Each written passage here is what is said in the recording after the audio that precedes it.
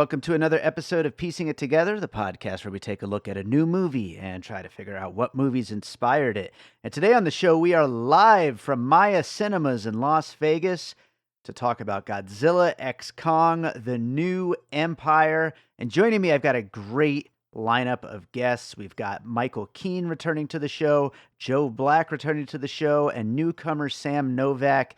We have a very fun, a little bit contentious conversation about Godzilla X Kong and about a whole bunch of great puzzle pieces. And thank you to everybody who came out for the live show. We had a great turnout, probably our best one yet.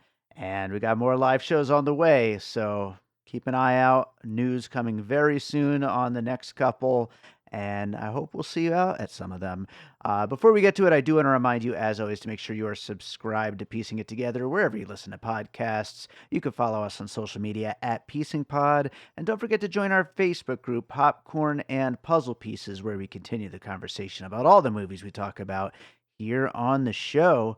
And with that said, let's get to this conversation about Godzilla X Kong, The New Empire.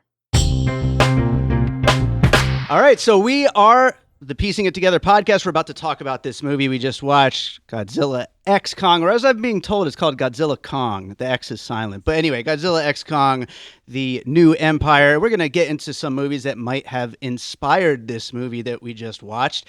But first, I want to introduce my guest here, starting off, newbie to the show, Sam Novak. Sam, introduce yourself to everybody here. Hi, Sam Novak. I'm a resident of Las Vegas. I originally came from Pittsburgh, Pennsylvania. I'm an entertainment writer for a website called Vegas 411. Absolutely. And a big Kong fan, right? Yes, very much so. Right on. Me too. And very happy to have you here. Next to you is Michael Keene, current champion of live shows of Piecing It Together. He's been on more than anyone, I think. But Michael, always happy to have you here. I'm still shocked you asked me. Yeah. Tell people who don't know who you are what you do. Literally, probably no one in this theater knows who I am. I'm a writer and director, and I make a bunch of smutty movies like The Head from 2019, now available on Tubi. There you go. Because it's the easiest one to get onto. And Fatal Future, available in various places sometimes. And got a new one about a vagina bed. Kids, don't worry about it. And that's called Dr. Deathface, and that's coming, I don't know, whenever the distributor decides they want to put it out. There were some visuals in this movie that might have fit that movie as well. There was some CG, sort of pusses in there. Let's go to Joe Black over there. I've been on the show 100 times probably at this point, and was on the Godzilla Vs Kong episode. So I'm very happy he drove in from LA for this. Yeah, I was honored to be on that episode, and honored to be on this one too. So yeah. Tell people about you. You're a filmmaker. I'm a filmmaker, Los Angeles based. Our last two films that I've made with my wife, who's in the audience, Suffrage and Natasha Hall, are both available on Tubi as well, and Amazon. It's a comedic detective series, and we're hoping to make a third one, and we're getting ready to make another film called Best Cult Ever. So look for that soon, too.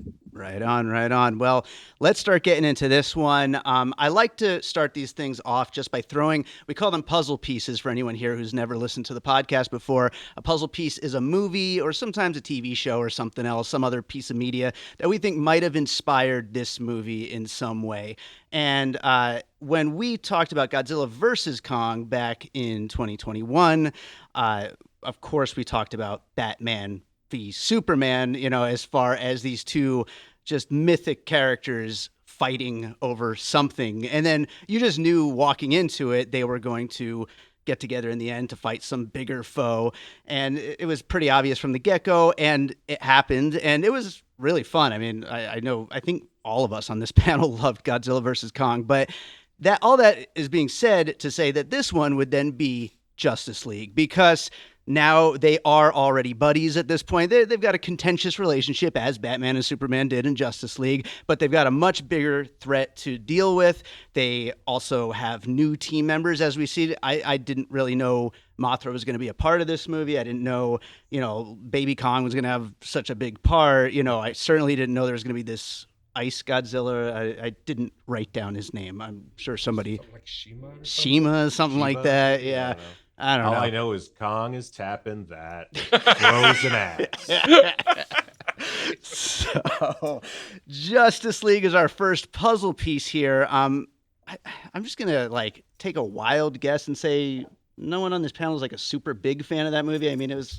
Which cut? Yeah, that's a good question. I preferred the bigger, longer Zack Snyder one to the theatrical one for sure. I preferred the theatrical one for sure. There you Yeah, go. most definitely, because it was shorter Yeah, and had more that's color, and I don't know, like that movie was a good movie for 10-year-olds, and I felt like the Snyder cut was infantile. I don't know. I thought it was really whack. Well- And it also has that beautiful line at the end of the Whedon cut that the Snyder one doesn't have, where Lois Lane is typing up her little letter and she says, "Darkness, true darkness, is not the absence of light, but the conviction that the light will never return." You know what I mean? And I remember thinking that was like really powerful, actually, and like, and the Snyder cut didn't have that. It didn't have.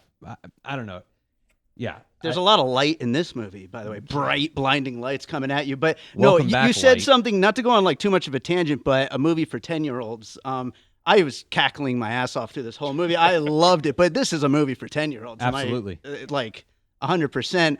I don't know. Let's before we get to other puzzle pieces, Sam, what did you think about this movie as far as, especially in that sense of it being a movie for kids, basically? Oh, it's definitely a movie for kids. I was kind of concerned how I'd feel about it after having just seen Godzilla -1 Sure. so many times and being astounded at how they took a serious approach that actually worked within that realm. And I think anybody who went there that wouldn't even be a Godzilla fan would be kind of surprised at the angle that they took that went over so well. Sure. Yeah. So with this one falling on the opposite side of that, I was Total. quite concerned how I would react to it. Yeah. And what I thought I would feel is exactly how I ended up feeling. Mm.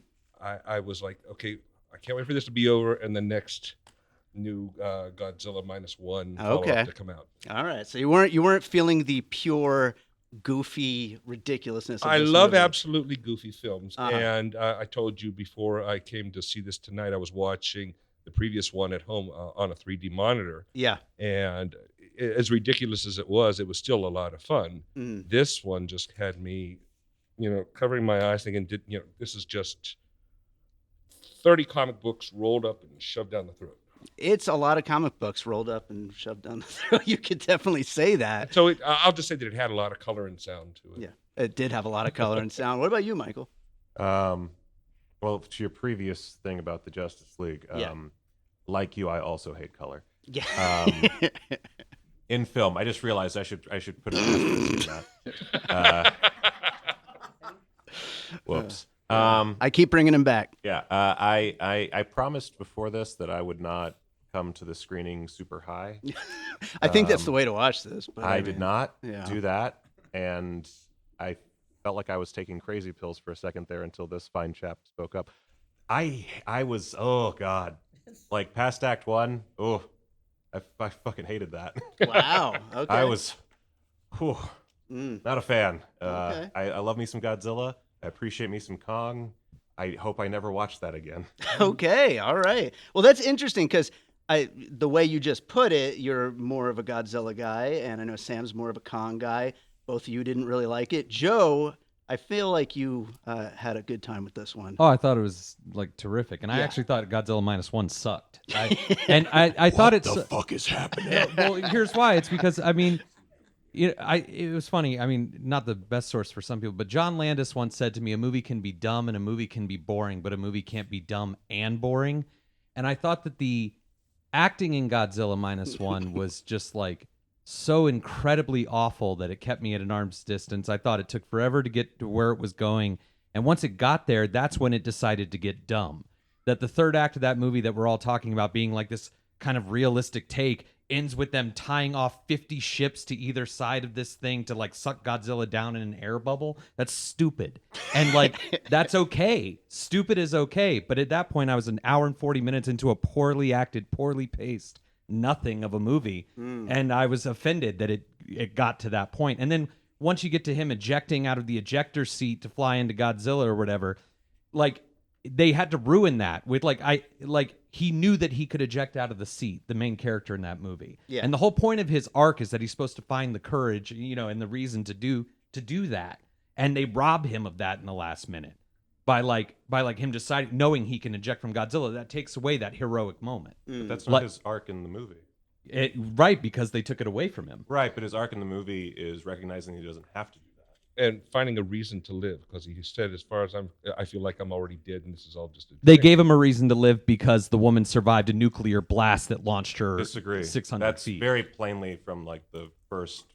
I mean, this isn't a -1 podcast, but it's inevitable. literally We're going from to talk the, about like- -1 after the year it just had. it's an inherent part of that movie's structure. Like the entire movie is about this guy going from I really need to kill myself for my country to actually this chick's pretty dope and I technically have a child. Was it And not about spoilers, by the finding way. courage? Was it not supposed to be that he felt ashamed for the fact that he didn't go through with this No, thing? because the whole thing's an indictment of Japan, like at that time. So you're saying that his arc is supposed to be I have a wife and kids, so I shouldn't be doing this. I have a No, reason to that's live. not He it at all. found his courage to do that. It By was his ejecting idea. at the last No, minute. it was Yes. his idea Okay, to cool. find that pilot, to reface his own demons, and to correct a bunch of wrongs. What wrongs? By not doing anything originally on the island. What could he have done on the island? See, that's what I'm talking about. This is what I'm talking about by dumb and boring. That he couldn't do anything on Right, the but, island. okay, it doesn't matter if he has but courage you're or not. wrong. So- he couldn't have done anything on the island. No, that's not He- okay. he could have done if I something? can for 1 second, This and then is, we'll get. wow. I'm trying so we can get back to the fucking this piece of shit. So in Godzilla -1, and mind you, I only got to see it once because I have a 4-year-old. In Godzilla -1, during that sequence on the island, he's a pussy, right? Is that what it is? It's not that he has no chance at going up Okay. against a giant monster with no protection. It wasn't even giant It's at that that he's point. a pussy. Okay. I was being facetious. I'm sorry that is not Story of your something- life. I don't know what that means. Can I sit closer to you? Let's Okay. get closer. It's when I say he's a pussy, I thought that you would get the subtext of that, but apparently subtext is very challenging. Yes, the subtext of Yeah. Godzilla -1 is so Yes. hard to comprehend. Apparently, I thought it was pretty. So about Justice League, guys. Yeah. Snyder Cut was fine. Yeah. The first one was bright, and I would say I would rather watch both than rewatch this movie because it was mostly just CGI bullshit. Actually, and that's what drove me nuts about this film. Kong is boring as shit, but that's beside the point. That's beside the point. So I'm already starting off okay, you show me some sweet Godzilla action, and then he's gonna recharge. Yeah, he does that a lot. He likes to recharge so we can not have that CGI budget. Great. And then it's just the lost world in this awful CGI hellscape full of monkeys, which I don't mind, some monkeys, but I thought legitimately that the big twist in the movie going in would be that Scargiver, is that the right? Whatever the fuck. Yeah, the lanky Scargiver, monkey, yeah. the ginger monkey. I thought that the ginger monkey would be a diversion, that we would have something interesting happen at some point in the film. And there was a point where I was like, well, this is definitely, we've gotten to the midpoint, because I'm pretty sure the midpoint is probably where Kong gets his arm thing and Godzilla goes pink, which is a great look for him, by the way. Yeah, it looks great. He looks great. Godzilla Barbie. That's, Yep, absolutely. I think, Goku, or did Vegeta do it? I don't remember if Vegeta ever did it better. Vegeta might have done it better. Rest in peace, Akira Toriyama. But I thought there had to be something more to it. And as we got to that point where they're definitely at their lowest moment, I was like, fuck, we're at the end of the second act. Where the fuck was the story? Which is weird because there's so many fucking threads in this thing Well, that don't need to be there. I want to get on to more puzzle pieces. I do just Sorry. want to say, as far as, because I didn't give my opinion on Godzilla sorry, -1. yeah. Well, and I mean, everybody has big opinions here. And I liked Godzilla -1 a lot. I'd rather watch these creatures doing dumb shit like this than watch Godzilla -1. And that's very fair. I think it's a great movie, but I had so much fun with this movie. And this is exactly what I want to see King Kong and Godzilla doing.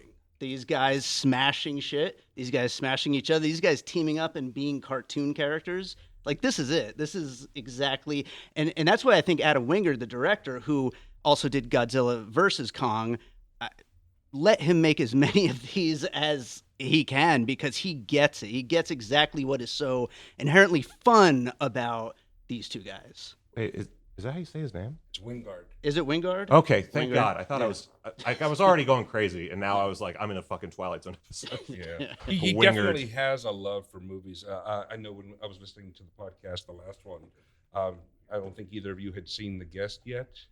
No. Yeah, no, I'm not a big Dan Stevenson fan. Like, it's hard for me to get into, but I liked him in this quite a bit, actually. He just Stevens, right? He knew the assignment. He was terrific in The Guest, and that movie, even though it was kind of like a mixture of the Terminator and it had a lot of different elements in it, but it was layered with things from other movies, talking about puzzle pieces. There's a really significant throwback to Halloween 3: Season of the Witch, In that one? deliberately inserted in the climax of The Guest. Okay. It takes place on Halloween, and there's this big prom with an elaborate kind of a path for the guest to go into. Sure. And on one wall are the 3 masks from Halloween 3. Okay. There's a lot of techno music, just like Carpenter wrote Sure. for Halloween 3, and it was an obvious nod. And he does tend to layer his films with things like that because he loves the movie so much. Yeah, he clearly is a guy who, and that's actually going to come up with one of the puzzle pieces I want to bring up later, but a guy who just loves to play in these particular worlds. And that's what I have so much fun with that. But let's go on to some more pieces. What do you have for your first piece, Sam? First one that I thought was really obvious was the 1986 King Kong Lives. Okay. Because you did have the small Kong. Mm-hmm. Yeah. You had Kong getting medical procedures. Sure. Yeah. You had the female scientist who worked for a government agency. Okay. Yeah, And I you guess, had the roguish kind of adventurer who came kind of at the beginning of the movie and was pseudo love interest for Linda Hamilton's character. Mm. You know, he wore the loud shirts, had the swagger, and that's Dan Stevens' character in this. Yeah. So Rebecca Hall is directly Linda Hamilton, and Bryan Kerwin, Dan Stevens. Yeah, absolutely. King Kong in general, you always go into like all of the adventure movie things, but King Kong Lives like really smashes a lot of them together. So and there was a lot of taking on reptiles, and you had the pursuit of different kind of species after them. You had the big open heart surgery, which was ridiculous because after the surgery, there's no scar there. Yeah, of so course. That's very cheesy. Yeah. And then at the end, Kong mates and has a little baby Kong, and so Yeah. that was all just cherry picked for this movie, I think. But he didn't use that baby Kong as a weapon against a bunch of other Kongs at the beginning. Well, it wasn't his. He just found the I kid. know. It's an orphan. Who cares? God, I was hoping so much beyond hope that he would brutally murder that little Diddy Kong. He was a little brat. Piece of shit. That might have been. I don't know what was the worst part, honestly, but that was pretty close. You're Every time losing that you're little losing guy- the audience with baby Kong murder here. Look, he was like what, like 30 stories tall. He's not that. He was an asshole. I will say 30 stories. That's one negative of this movie. The scale is nonsense. There's no We scale. talked about that. The ice creature. Yeah. It's gigantic to everybody. Then he's riding him like He's a like horse. a horse, yeah. Then they're all the same size. Yeah. They didn't even try to make that scale work. But whatever. Who cares? It's a cartoon. But I mean, I care. yeah, I know. Mike I would cares. say that. Well, then that's what I was going to say. Is like the entire film, it feels like there's no gravity to any of the physics. Well, it's the Hollow Earth. Thank you. Okay, I'm sorry. The look on his face. I'm there. sorry, every pedantic fuck in the world that's on this podcast. I love you, by the way. You're beautiful. I want to kiss you on the mouth. God damn. But everything is so, like, it's devoid of physics. It's just, maybe they're big, I guess. There's buildings there. It must be big. Here's 2 shots of actual live people next to these things. No, it's funny you say that because, like, that bothered the hell out of me in Ant-Man Quantumania. Like, it's so bad, the sense of scale of anything in that movie. It's just, I don't know. That's it's something... a perfect puzzle piece. There you Because I go. also never want to watch that again. Yeah, well, that I agree with you on. But what do you have for your first piece, though? So I would say, speaking of, and I can't remember the fucking name they give it either, but the serpent thing that he gets the pink energy from. Which, you know what? I think breast cancer is an important topic that we need to keep talking about. Yeah. Godzilla Final Wars. Godzilla Final Wars is one of my favorite Godzilla movies. It, to me, David, I by the way, if you like this movie, that's great. I honestly don't give a shit. Actually, you know what? I do give a shit. I'm glad you like this movie because I think that every movie has a positive outlook that you can get from it. Yeah. There is always something you can take away. There's definitely things that I will take away from this, like as far as just like, notes that I will apply in the future, consider, and that's fine. Still don't like it, but I respect your opinion, and you're a beautiful man. Thank you. And I love your hair. Thank Godzilla Final Wars is everything that this movie really wishes it was, in my opinion, as far as my outlook on it. Godzilla Final Wars was, I think, 2003, 2000, something like that. I knew it was 2000s. Early 2000s, and you can tell because Matrix all over this bitch. It's insane. There's mutants who are like fighting all the monsters in the world. They don't rely on kaiju. Oh no, they're just super powered X-Men motherfuckers who fight them out. And Godzilla Final Wars was meant to be this big grand finale to that period of Godzilla. And I also feel like we probably won't see another one of these for a while, so that kind of works out. But it's chock full of beasties, and one of them, and I forgot his name now because, again, I am quite stoned, but he is this long golden dragon guy who appears in one of the other movies as a side monster. He doesn't matter, but it's a really cool scene. Him and Godzilla fight. He's underwater. Actually, you know what? He might not fight Godzilla. I take that back. Maybe he only fights the mutants because there's a submarine that turns him to ice and breaks him apart. But there's an ice breaking apart death of a creature that looks just like one in there. I do not believe in coincidences. What about the coincidence that this came out the week after Ghostbusters Frozen Empire? Oh, That the is frozen something, beach yeah. scene. Yeah, it's exactly the beach How scene. much Yeah. ice is there in that movie? But I haven't seen it yet. A lot of ice. A lot of ice? Yeah, Okay. Yeah. they were It seemed very like with the careful not to Frozen put thing. any of that in the trailer for this. Yeah, because otherwise everyone would have been like, what the hell's going on? Why are these two movies coming out back to back? But yeah, Joe, let's go to a puzzle piece over there. What do you got? Land of the Lost. Sure. The Will Ferrell Land of the Lost. Oh, yeah. That actually was a really good one.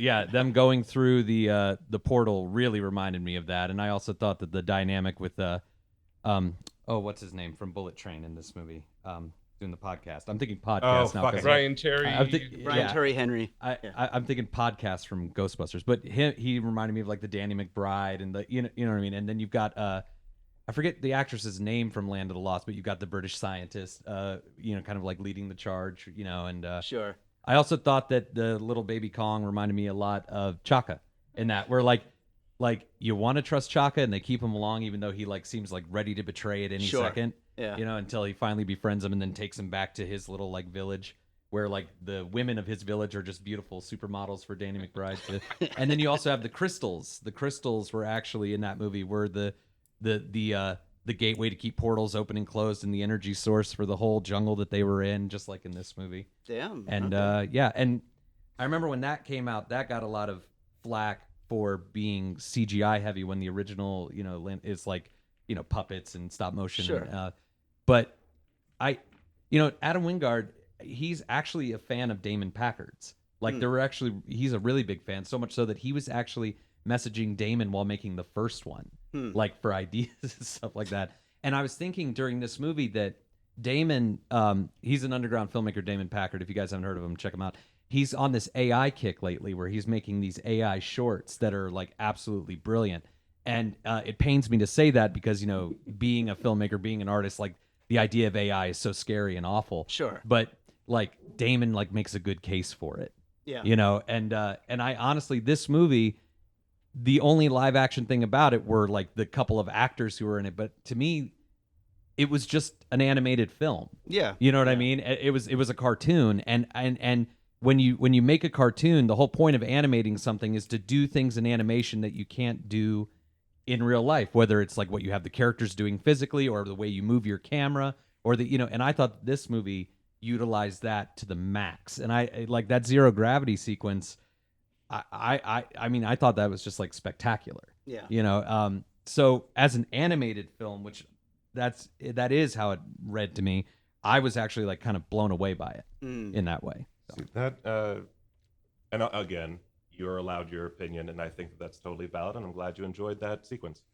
I had a problem with that because it feels like there's no physics, and then at the end they just take away the gravity, and so it feels like an extra punch in the face as far as that goes.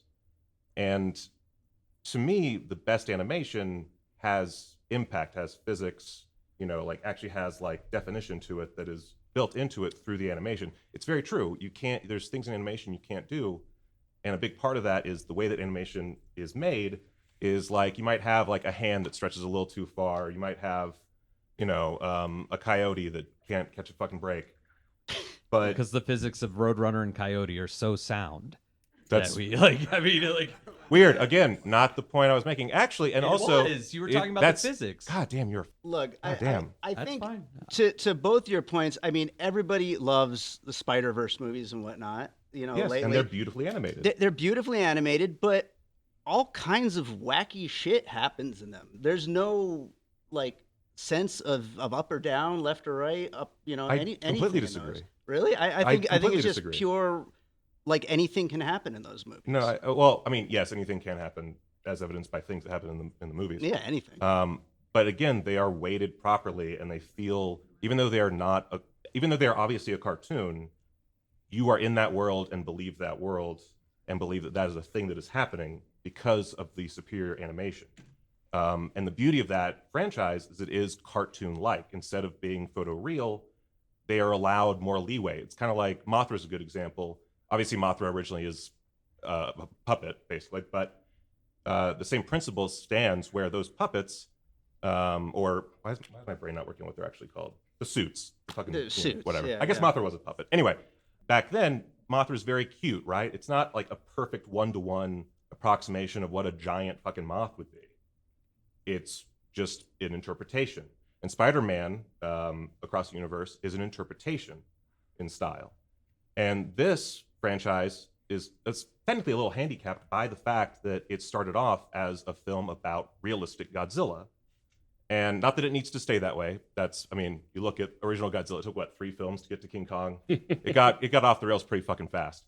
But that's the important thing, is that a cartoon and a real life object, and Godzilla is meant to, be as realistic as possible, those aren't the same thing. They're different ways that you do that. And to me, again, it's fine that you have that opinion.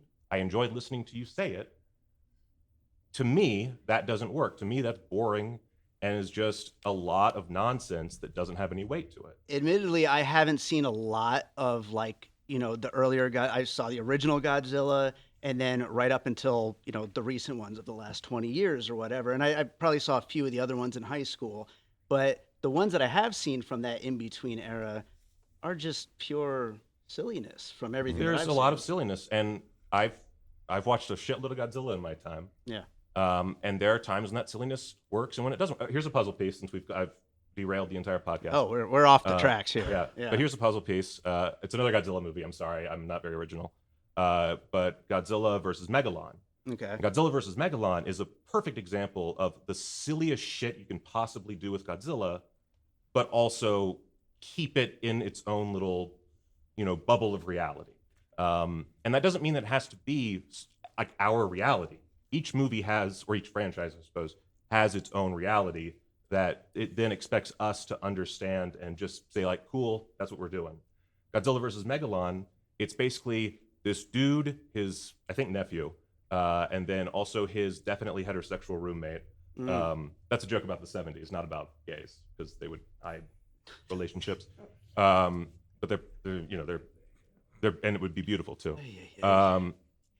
So in this movie, Atlantis rises. I don't remember exactly why it rises, but Atlantis rises. Actually, no, they don't rise. They send this extremely forgettable monster, kind of like the ice thing, to fight Godzilla. It's Megalon. And while this is happening, our roommates and the nephew fight criminals. And it's just like 2 or 3 guys who want to steal some piece of technology, some nonsense. And it's like, Jet Jaguar's in that one. It's Ultraman, if Ultraman was from Wish.com. We stand him. He is beautiful and he is great. Yeah. But Jet Jaguar, fun thing. It sounds like a lot of stuff happens in this movie. Not really. Not really. That's the thing. There's probably, I don't know, 3 plot threads in the entire fucking movie, whereas this has like a dozen, which obviously was not my initial point. That's a separate criticism of this movie. There's just a bunch of very lame conflicts ladled on to make it seem like stuff is happening when really there's not a whole fucking lot, in my opinion. I guess so, but I mean, okay, you brought up 2 Godzilla movies. We already had one King Kong movie. I'm going to bring up another King Kong movie because That's fair. I think fair. King Kong rules, and I think I mentioned it earlier that this feels like Adam Wingard is trying to play with these characters, and that is exactly what Peter Jackson's King Kong is. He is just the biggest fan of the character and just wants to play in that world. He wants to see an updated version of King Kong fighting all these creatures and the adventure on Skull Island and all this stuff. And Wingard is just having so much fun doing this. You could tell in every frame of this movie, I feel like. And even if you don't like the movie because it's too far, to one side, I guess, as far as the ridiculousness of it, you can't say that he didn't have a blast making this thing, just like Peter Jackson. Oh no, I mean, Adam Wingard, I think that's one of my parts of my disappointment is I think he's a phenomenal filmmaker. I also, I was going to say The Guest, which you did it much better than I would have. So awesome. I love Adam Wingard. When Godzilla was it Kong versus Godzilla? Godzilla versus Kong, because King Kong versus Godzilla was the old, yeah. I wasn't a big fan. I thought it was fine. It was one of those I could watch that, sure, kind of movies, which is perfectly good. It's not a bad thing. But I was hoping that after that he would, I don't know, have more to show for it. And I do feel like he had a lot of fun. It does feel like a kid playing with toys. Yeah. And if it wasn't for the technical aspect, which is, really mostly out of his control at some point, I would really like it. But it feels like people always complain about the Marvel movies having these bullshit fights that are just prevised years in advance. And that's, I think, the big feeling I got was that it feels like just business as usual. Hey, Adam, can you come in, do a few weeks, and give some notes to our CG team? I feel like there's a much bigger sense of fun here. But what about you, Sam, as a big fan of King Kong? I don't see them even being in the same realm. One was very stylish and artistic and a loving tribute, where this one was just balls to the walls, fun and silliness without anything that would even be remotely serious or having any depth. Could you imagine showing this movie to the people who made the 1933 King Kong? They would probably just jump off the Empire State Building. Oh my God, Now, I would like to say, though, that Adam is seeming to follow the same path that Josh Trank did. Because when he had a very small budget, he made a miracle out of the movie Chronicle, which threw him into making Fantastic Four, which, with an unlimited budget and all the superstars you could hope for, turned out to be a piece of garbage. Now, here we are with Adam, who was doing these low-budget films that were extremely creative. He earned the right to do these things now, and he is obviously having a very, very good time doing them. Yeah. But I don't feel that he's kept his artistic style in them. It almost seems like you had said about the artificial intelligence kind of a thing. This is exactly what you're going to expect it to happen. And he's just sitting back, maybe directing some of the actor scenes where there's no action involved. His style is not present at all, aside from let's go for it. I think that's fair that his style isn't present at all, but I still think he's just having a blast with it and giving anybody who wants that silly side, he's giving them what they want, and he seems to be one of those people. That can be a danger for directors. Oh, I feel like, I grew up on, I'm much older than all of you. Probably combined. So I grew up in the 80s era of Steven Spielberg not only directing but producing films like, of course, E.T. and Close Encounters, but then he did things like Batteries Not Included. He was involved with Inner Space and Harry and the Hendersons, things like that, which even represented him when he wasn't necessarily behind the screen. After those gave him the gravitas to do anything, he went into a very serious vein. And sure, you had some really significant films like Schindler's List and Saving Private Ryan, which are always going to be considered to be classics. Sure. However, they're not the Spielberg that I grew up with, and I feel like I lost him. And I was hoping to get him back with the Fablemans, which ended up being him recycling Super 8. Yeah, yeah, And to a much lesser degree. yeah. I agree with that, I actually. hadn't thought about that, but that's actually. I mean, I like the Fablemans a lot, but actually, that's a really good point. There's so many scenes in the Fablemans that are riffs on things that were from Super 8. And I was like, this is scarring me now.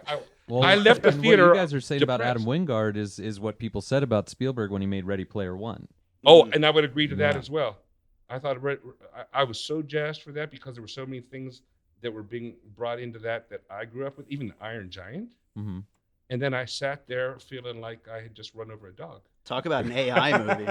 I didn't dislike it as much as that. That's fantastic. I thought the ending to that movie really exposed why Spielberg kind of stopped making magic. Like that, the ending to that movie is like the most like evil capitalist, like him at the end, like he wins all that money in the game with the help of the people in his impoverished community who save him in real life, who stop the corporate bad guy.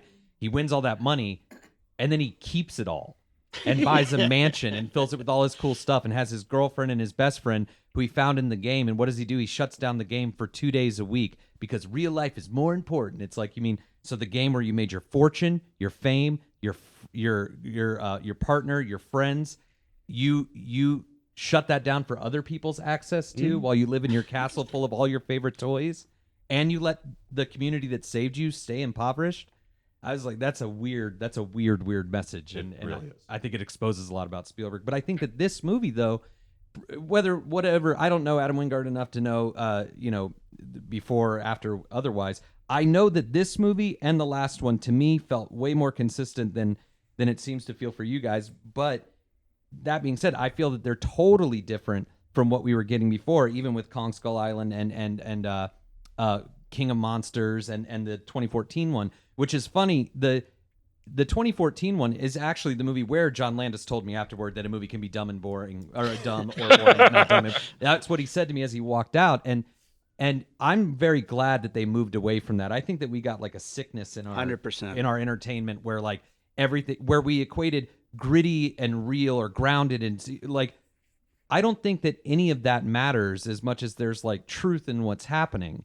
So like, I guess I'll just start with the puzzle piece here, that like Pixar shorts, like how they're mostly they're silent, and this film, so much of it is played in silence, and there's so much that you're able to comprehend between the interactions that these cartoon characters are having. There's and I did find Kong really like moving and interesting in the film, and I felt the connections that Kong and Godzilla and all them had with everybody else, and I think that is real filmmaking. I don't think that that's pre-res fight scene stuff. And that is very different from what we were getting before in this series. Even Kong Skull Island, which was like really big fun, I didn't love it, but it's a different kind of movie than this. This felt like an animated film. It reminded me of like the glory days of the Pixar shorts. You know what I mean? I think he is communicating as a director. My from what I can understand of him, though. My version of that puzzle piece is War for the Planet of the Apes, which obviously Planet of the Apes and these King Kong movies, Yeah, it's kind of hard not put a parallel. Exactly. And that one being so silent for the vast majority. I mean, it's like a long movie. It's almost 3 hours long, and an hour at a time of no dialogue. It's just apes acting with one another. And I could have used more of that in this because it's so much fun, those sequences. I really had a good time with those. But, we went on a bunch of tangents here. I do want to open it up to the crowd here a little bit. We do have some prizes. So anybody who has some puzzle pieces, I see one right here already you're going to get. We have shirts, we got hats, we got a bunch of stuff. So what do we got right here? I got a little bit of 2012, that Yellowstone Caldera movie with John Cusack and Woody Harrelson, and how the Woody Harrelson character was kind of like conspiracy theorist, and like the guy that she went to for help in this movie, he had, all these ideas and was never proven right, and then he was more right. Yeah. The Middle Earth stuff and all that. I was trying to remember what movie it was that had that character happen. Yeah. Thank you for that. That was digging me. And I feel like there's been a few of them lately, like these conspiracy theory nuts who end up being right about everything, or useful at least. Well, that was Roland Emmerich, right? Who did Yeah. 2012. And like, I mean, you had like Independence Day. I was so happy at the beginning of this when the people on the facility in Hollow Earth were playing putt-putt in the office. That reminded me of the opening scene on the moon. Well, no, in Independence Day, he's like when the things come in, he's right, listening to right. REM. Yeah. I was so happy what to it see fucking that back, was. and then it started to feel a little too much like Avatar, and I got a little bummed out. But like, but yeah, Roland Emmerich, I think just in general, I think that he kind of like shepherded this in. Yeah. With Independence Day, like the big CGI summer blockbuster. Absolutely. You know, That's Absolutely. actually I was trying to figure out the golf thing. I was like, which movie is that? Yeah. And you're 100% all right. the good ones. Yeah, and I think Aliens. Does Aliens have it? It must. Ooh, it might. Well, I mean, all of them are. They're James Cameron. Yeah, that's characters true. That's a with good the point. hat, with the Hawaiian shirt. You know, like that's all James Cameron. Of course, of course. Do we have any other puzzle pieces in the crowd here? Anybody else have one that they thought of? We got shirts. We got a bunch of other stuff here. I think we got one right up there in the middle. I've never heard a puzzle piece. I don't know if this is technically going to be one. All right. But I know I found myself wanting. I thought about Godzilla, right? I don't know what film that's from. Probably somewhere in the '70s or something like that. And I found myself hoping that at the end, that Godzilla and Shiru or whatever that other one was, that they would have maybe Banged. Yeah. that we would see a Godzuki next. Yeah. For those like super anal in the like listening to this right now, it's Godzuki's from the cartoon show. Okay. God. The Godzilla cartoon? Yeah. Oh. Okay. Yeah, because I'm not familiar with that. I will say, like, I wanted this to go full nature documentary. Like, just give me all that. I'm in for that. That's a great one, right I do there. love that they brought back Kong bathing because that's how the last one started too. This one started with him taking a Yeah. shower again. Yeah. There was a lot of showering in this movie, That's Yeah. great. That's true. which was yeah. kind of a throwback to the scene from the '76 with Jessica Lange. Yeah. Oh, the funniest scene ever when he's blowing on her. Right, he's been pulling her top down, and My buddy and I, when we saw it the first time, we joked that like, what if he like at the end just turned around and like from the but also the snake in this reminded me of the '76 Yes, Godzilla yeah. too when he fought the big snake in the water in this Mhm. one. That reminded me of the '76 fight with the snake. Yeah. That's great. That's great. Do we have any other puzzle pieces in the crowd? Anybody else have one? We got one right up there. Yeah, the like veterinarian character kind of gave me like Guardians of the Galaxy vibes with the really cool music cues, and it was just like a fun adventure. I just kind of felt that with the music. It kind of reminded me of that movie too. Yeah, Guardians of the Galaxy for the veterinarian character. I was also thinking of Steve Martin in Little Shop of Horrors. Oh, For that character. But yeah, he was a really fun addition to this cast. I didn't realize so many people from Godzilla vs Kong weren't going to be in this. I'm kind of grateful for that. Yeah, I guess I so. could have used You one only less, need yeah. Rebecca. Yeah, That's that's true, yeah. really all you need. I didn't like Brian, Brian. no, Yeah. no. Yeah. And I'm glad that Millie wasn't in there and her sidekick. God. Yeah. Those were Glad her mom's dead. yes, bye. She was a villain. Oh Yeah. boy. If I may, the character of the veterinarian with his Hawaiian shirts, his name was Trapper, which I got notes of him being Trapper John from the original MASH series, who was always out of uniform. Not the spin-off was played by Cornell Roberts, but Trapper John was like this pain in the ass who was part of the military team but never acted like it. The OG Elliot Gould. That is fucking Interesting. quality. I right like there. it. I like it. Do we have I any love other that you pieces said the out here? dentist though from Little Shop of Horrors. Like now I'm just repicturing that sequence him coming down the thing set to "You'll be a dead." There'll be 1,000 me. That's so good. Oh. My mom's got something. Not really a puzzle piece. Of course not. Wait, let me get the mic to her. Yeah. She's I special. got it, She's Michael. I special. got it. It's just a little one. Okay. Did anybody? Thank you, Michael. Did anybody? You can just talk at it. Okay. Did anybody else think that Baby Kong's eyes reminded them of Precious? Yeah. You mean Gollum, right? Yeah. Not Precious from the I kept thinking good yeah, Lord. Thank you for That was for almost really fucked up until I realized what you're talking about. Well, we can get along. It's okay. And back to Spielberg. If I'm not mistaken, Editing this episode his is gonna first be- movie was made 52, oh boy. and it was called Duel. Mhm. Do With you remember? with Dennis Weaver. I wasn't sure who the actor was. Okay, the giant truck versus the car. Okay, that's it. Okay. This was 2 hours of my life that I could not get back. She didn't like so the she didn't like the last one I'm either. gonna Driveway marry your Dolls. mom, David. Yeah, I know. I At thought you were first going I- to marry me. At first, I was going to do Two can- Towers as my you can puzzle all be piece, part of my but then I switched polycule. it to Land of the Lost. All right, that works. That works. Anyone else got a puzzle piece for us? Robert? No. I do. No. Oh, I'm here. going to throw this one out. Beneath the Planet of the Apes. Oh, You have a civilization Mhm. that's living underground that worships a weapon of sorts. God damn, you're good. Keep him on. Keep getting him back. I know. I David. need to get him back Oh, for holy sure. He's shit. good. He's good. No, I like that. That's a great one to include. And in the last movie, I was so wondering how they would continue building on the ideas because they peppered in all these little details about their society under there. You know, You They- knew it was going to go somewhere, and Yeah. it came to fruition here. Yeah. But that's what it was. They're there waiting for something to happen. And in the case of Beneath the Planet of the Apes, it was a human from another time Yeah, that blew everything to pieces. there you go. But I think the effect was the same. Yeah, I think so too. I think so too. And I also here's another one considering Dan Stevens' character with the Hawaiian shirt. He also, if you put him, there was a sequence where he was standing next to Bryan Tyree. What's his last name? Henry. Okay, looked just like Magnum PI and his sidekick TC. Oh fuck, you're Wow. right. Yeah. God. Jerry. Yeah. I know you've brought up Planet of the Apes multiple times, but now that I'm like really thinking about it, in the original Planet of the Apes, it like ends with the Statue of Liberty with the monkey face and all that stuff. But at the end of this movie, we see the ginger ape come and he's on a beach overlooking all these things. It's a very similar imagery of like this large ape overlooking humanity and like the same like a beacon of liberty. That same. There's a lot of parallels there. I could see after he's been smashed in half, they could like leave half of him up, you know? Right? As a warning to if they ever want to try this again. Yeah, You are taking original Planet of the Apes And melding it with those- Mark Wahlberg right. Planet of the Apes and they're melding them. combining them. So, a little. Statue of Liberty Although I was do a agree human about the face. beach imagery. That's good. Yeah, no, that's a great one for My sure. brain doesn't work right. That's fine. Yeah, it was in whip the work the Wahlberg one. It was the Lincoln Memorial, and it was with an With ape the face, Right. with the ape Okay. face. Oh, that's right. Okay, Yeah. you're right.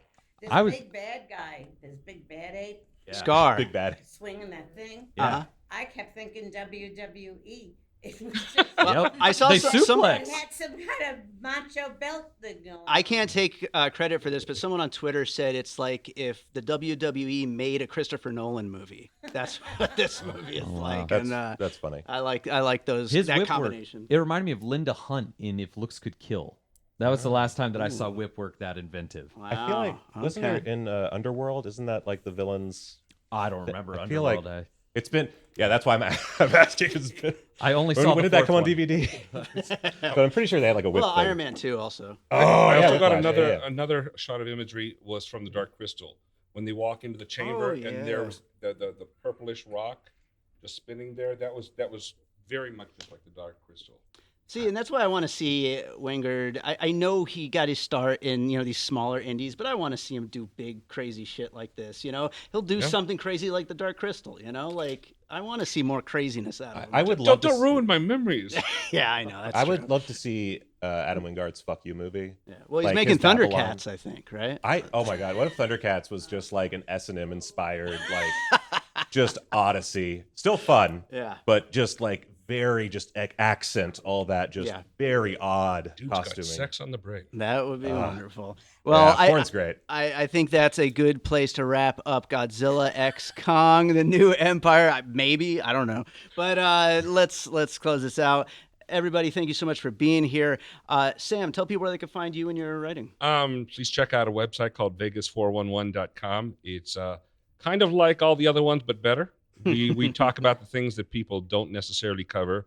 Everyone else is talking about Adele. We'll talk about some local artists that would put Adele to shame, that sort of thing. Awesome. do. Awesome. How about you, Mike? I've got a YouTube channel. Mhm. I'm Michael Keene, but not the guitarist for the Faceless. If you see him, that's not me. He has more money and drugs. And I mean, you have more money too, I assume. Maybe drugs. I don't know. Neither. I Actually. assume working for print media. No. I'm only online. Oh, you're only online. Okay, never mind. Sorry. I do have an expense account though, so you want to go to dinner? Oh, Nice. this guy definitely gets to be part of my polycule. But yeah, just find me and my movies that I mentioned at the top of the podcast. The Head, 2019. It's on Tubi. You literally can't lose a dime. Absolutely. Our very first live show was on The Head, by the way. So Yeah. everybody check out The Head. And now it's my last live show. Yeah, absolutely. Joe, how about you? Yeah, bluemeanspregnantfilms.com is where you can find my work. You can also find us on Facebook and Instagram now. My wife has been really building up our social media game. I never even tried to do that for years and wondered why I wasn't getting any traction. But yeah, you can find us now on Facebook and Instagram and bluemeanspregnantfilms.com. And we have Natasha Hall and Suffrage are both on Tubi and Amazon. And there'll be more soon. Can you repeat I love that Tubi. name slower? Blue Means Pregnant Films. There's a lot of sex on this panel. There is a lot of sex on this panel. We just like to That's fuck, creation, man. Yeah, Like, yeah. That's what Blue Means Pregnant This is. is That's oh, this is This is what these two are going to this is the bond end of our over. arc. Yeah. This is our arc. They're gonna make out in the parking This lot. is our arc. Realizing the thing we have in common. Sex versus creation. Yeah. This is Fucking a lover's fucking quarrel man. over Works here. for me. Well, everybody, everybody who's here, thank you so much. We will be back here at Maya Cinemas. Thank you to Maya Cinemas on April 18th for Abigail and then May 23rd for Furiosa. So hopefully we'll see you out again at another live Piecing It Together. And thanks so much for being here.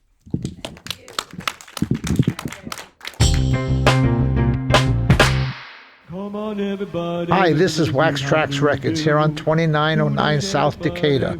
We buy all your old 45s, your old albums, any type of music memorabilia. Also, we sell music memorabilia, albums, CDs, and a lot. Come on down to Wax Trax, 2909 South Decatur, or give me a call at 702-362-4300. Thank you very much.